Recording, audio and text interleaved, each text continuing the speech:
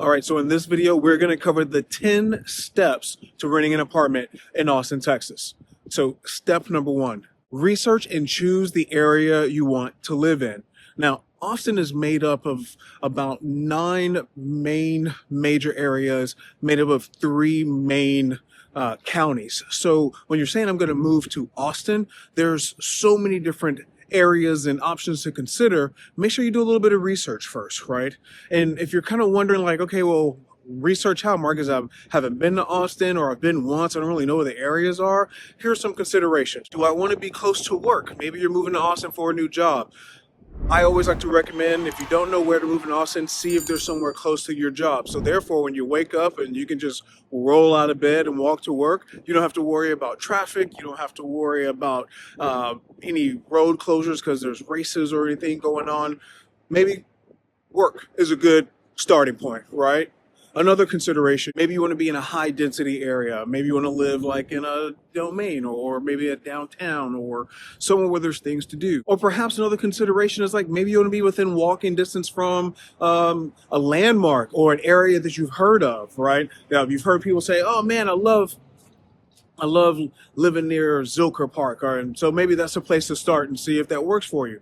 But in my experience as an apartment locator, much of where you want to live in Austin is going to be based on your budget, right? So let's, for example, if you're saying, hey, I want to live downtown, I want to live where there's popular areas, I want to be right there on the lake so I can just go downstairs and go run on the trail, but my budget is $500 a month, that may not be the area because the budget won't support it. So those are considerations. So step one, research and choose where you want to live. Step two, establish your criteria and make a list of apartments according to that criteria, right? So what's your monthly budget? What do you want to do? How many bedrooms are you looking for? What are some must-have amenities? These are all part of the criteria that you can consider for your apartment search. Step number three, you want to make sure that you visit each apartment property's website.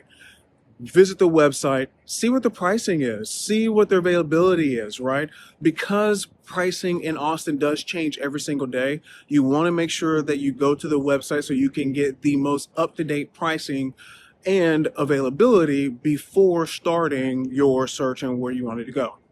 So if you want to do this on your own, you definitely want to go to the websites, the individual websites, to make sure that it's accurate pricing, because you can do kind of like a website where you can get like aggregate information, where you can go to a website and there's a lot of apartment options, but typically those options have delayed pricing. So you want to make sure you go to the website, see what their pricing and availability is, so you have real-time numbers to work with when you're making your plans for your move. Step four, set up tours. All right, go see these apartment properties, go see them so that you can put your eyes on them, you can put a finger on them. And I recommend typically doing 3 to 5 different apartments. Therefore, you're able to get a contrasting experience as far as what they offer, because there are going to be many words that will be used the same like online. But when you actually see it in person, it's like completely different than what you probably imagined. So go see them, go see about 3 to 5, because if a couple of those properties have the same words or they're describing the same thing, seeing them in person can help you determine what's really more important to you. Step 5, when you're seeing these properties in person, ask about additional fees, ask about additional costs, because the only pricing that you're going to see is actually going to be base rent. So if you are looking at, say, like an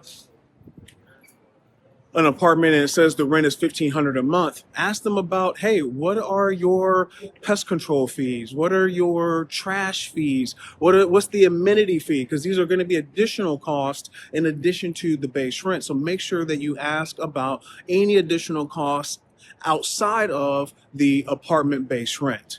Step 6, and I'm kind of hesitant to even list this as step 6, but it is important based on just previous experiences, and that's ask how long the application processing time is going to take. And the reason why it's a step 6 is because if you have to move into a new apartment, let's just say in 2 days, but their application processing time is going to take 5 to 7 business days, that's probably not the apartment for you. Most apartments are much faster than this. But you want to ask to make sure, because it can change based on the property that you are looking at. Step 7, Now apply for the property that you like the most. And understand that most application processes are going to be done online. Unless you're looking at like affordable housing solutions, you're not going to do it with any paper applications. So please know that this is going to be an online application process in order to take that unit off the market. And since we're speaking on that, please know it does take a completed application process to take a unit off the market, meaning that no one else can take that unit from you. Now, two things we want to remember here. Number one, a completed application process is not only filling out the information, but it's also submitting the one-time costs for the application. So make sure you also ask about that as well. And the one-time costs that go with application fees or application processes are going to be like a application fee, it's going to be like administrative fee. Those are going to vary based on properties. So make sure you ask what those one-time payments are and what has to be submitted with the application, in addition to the information that you're gonna have to submit, like paperwork and W-2, et cetera, et cetera. All of that makes up the application process or the entire application. So make sure you know that going in. That's step 7. Apply for the unit, but have those things ready to go so you can take that unit off the market. Step number 8.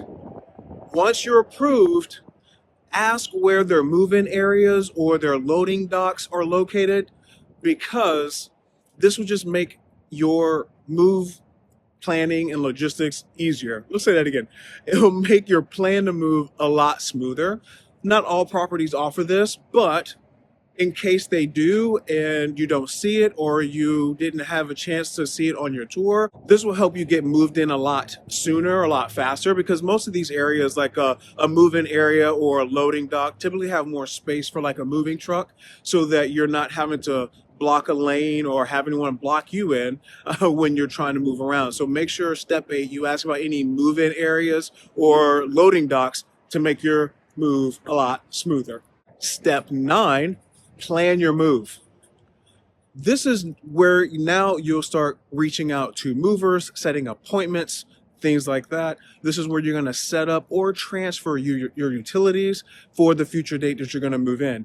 You only want to go through all of this once you have been approved for that apartment, because if you have to keep rescheduling with the movers because you're setting an appointment with them first, but you don't have a solid move-in date, movers might cancel your appointment and say, please come back to us whenever you have everything ready to go. And or if you are looking to set up your utilities, the utilities is going to need an actual move-in date so that they can set the utilities to either be set up or transferred. So step 9, plan your move once you have been approved. And then step 10, move in, unpack, explore your environment. You've made it. You've completed the process. You've won. You're in there. Reward yourself by exploring. Move in, unpack, explore the environment, because that's going to be home for the next year or 6 months or however long your lease is.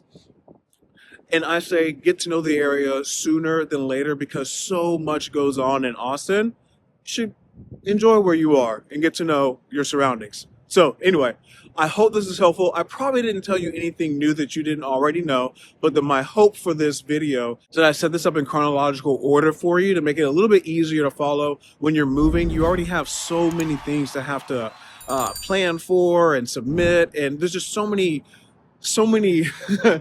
different elements of moving. I just want this to be as simple as possible. And if you're like, Marcus, I've done all that, what else can you help me with? We've also started doing like living room recommendations. So if you're looking to get stuff for your unit, look in the description below. We have a couple links down there that can help you get started with finding something for your new place. And if there's anything that I've missed in this video or something you want me to cover in another video, leave me a comment. Let me know. Love to get it done for you in the future. And until next time, stay awesome, stay amazing.